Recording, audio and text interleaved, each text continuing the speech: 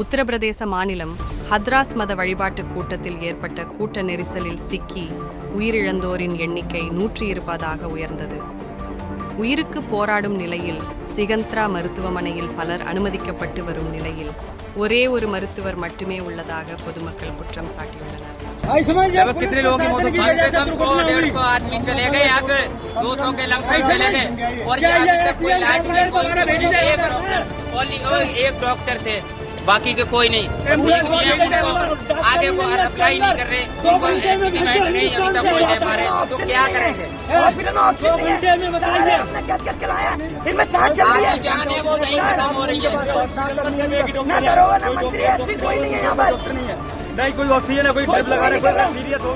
மருத்துவமனையில் ஆக்சிஜன் இல்லை என்றும் மூத்த மருத்துவர்கள் யாரும் இல்லை என்றும் தெரிவித்துள்ளனர். மருத்துவமனை முழுவதும் உடல்கள் நிரம்பி வழிவதாக பொதுமக்கள் அதிர்ச்சி தகவல் தெரிவித்துள்ளனர்.